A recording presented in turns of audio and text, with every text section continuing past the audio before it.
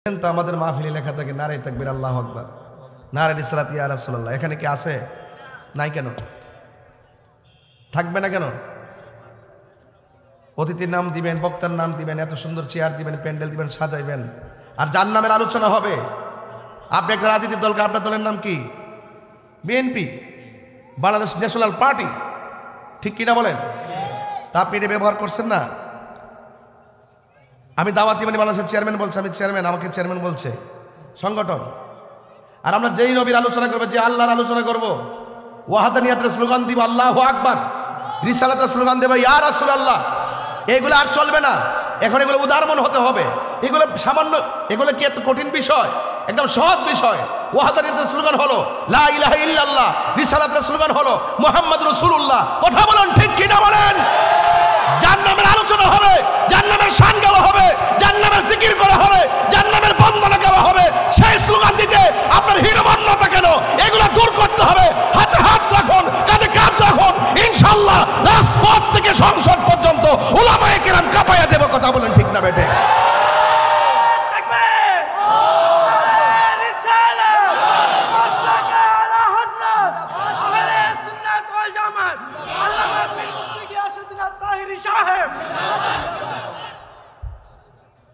নাম কি? মুরাদনগর।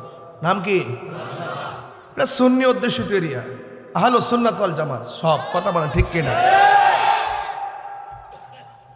কবরের প্রশ্ন কয়টা হবে? বলেন, কবরের প্রশ্ন কয়টা হবে? এক নম্বর কি? রব মার রব্বুকা, তোমার রব কে? তাহলে স্লোগান তো আল্লাহরই দিমু। দুই নম্বর স্লোগান হলো ওয়ামা দীনুকা, তোমার ধর্ম কি?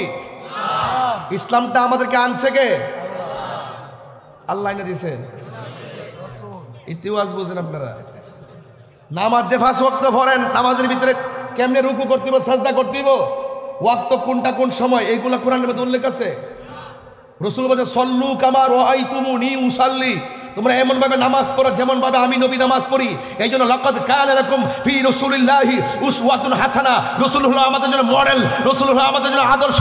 ওয়া রাফা'না লাকা যিকরাক, নবীর সম্মান আল্লাহ বাড়িয়েছেন। ইয়া আইয়ুহাল মুজাম্মিল, আল্লাহ বলেন হে কম্বল ওয়ালা, ইয়া আইয়ুহাল মুদাসসির, হে চাদর ওয়ালা, ওয়ালা সাওফা ইউতিকা রাব্বুকা ফাতারদা, হাশরের মাঠে আমি আল্লাহ আপনাকে এমন দেওয়া দিব, আপনি সন্তুষ্ট হয়ে উম্মতকে নিয়ে জান্নাতে চলে যাবেন। সেই নবীর প্রশ্ন কবরে আছে না নাই?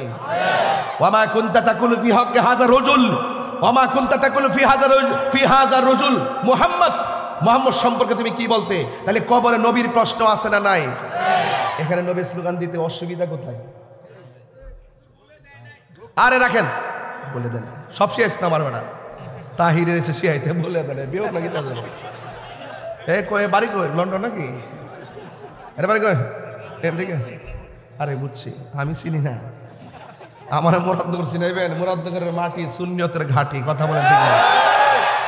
আমরা সব মিলতে চাই, আমরা এই সমস্ত বিষয়গুলো দেখতে চাই না। আমরা সব কি হতে চাই। এবং আমি যতটুকু 5 মিনিট কথা বলছি, মাঠ কি নরম না গরম? তাহলে বোঝা গেল তাহিরি কখনো নরম কখনো গরম। যৌক্তিক দাবি আদায়ের লক্ষ্যে তাহিরি বাঘের বাচ্চা। এই হুজুর, আপনি কি করেন? দরবারে? আরে কই ওয়াজ করতেছি রে। ওয়ামা দীনুকা অর্থ কি? এই শিপন ভাই কো?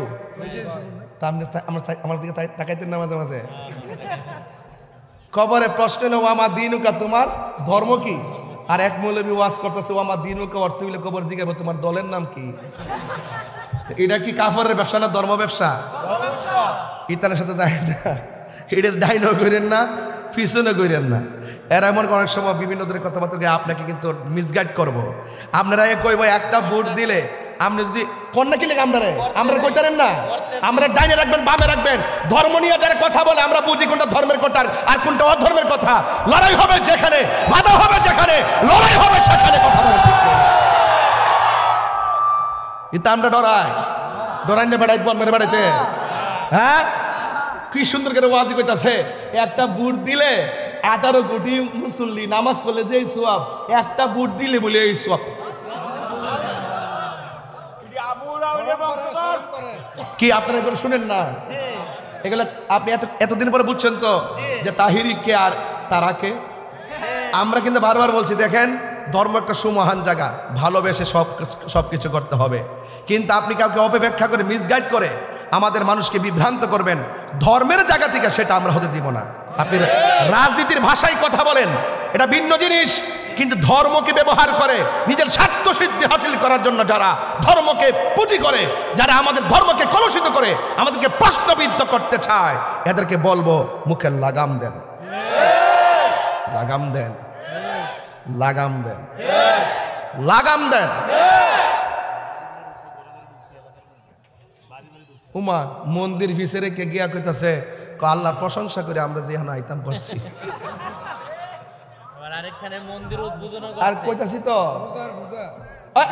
এই বেটা ধন্যবাদ রে, তোরে বাবা ধন্যবাদ। একটা কথা বলছে ফাটাফাটি গিয়া কইতাছে রোজ আর পূজা বলে মুদ্রার এ পিঠ আর ও পিঠ। এটা কি কথা হইল? এটা কথা হইল? এই সমস্ত কথায় আপনারা কান দিবেন না।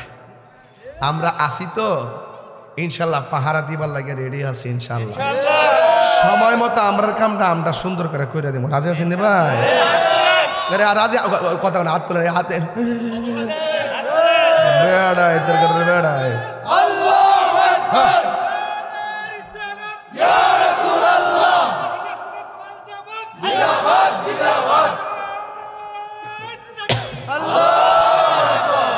আলহামদুলিল্লাহ গণ, আর আলহামদুলিল্লাহ। আমি কিন্তু বেশি লম্বা করব না, কেন দেখই এই জন্য ঠেল্লা ওয়াজ 2 ঘন্টার কথা আমি 30 মিনিট কইলাম, কারণ আমি কই না বেড়া ওই যেখানে যা লাগে আমি তা ওই কই, ঠিক আছে কিনা? আবার আপনার মাইন্ড করতেছেন নাকি? তা আবার মাইন্ড করতেছেন? খালি এই বার্তা তাসি দিকে কিন্তু আর বেশি বাড়তে পারতেছে না, এই বার্তা আর কিন্তু বেশি বাড়তে পারতেছে না। দৈরালিসি জায়গা মাত্র 1 নম্বর 2 নম্বরই সব কিন্তু ওপেন করে দিছি।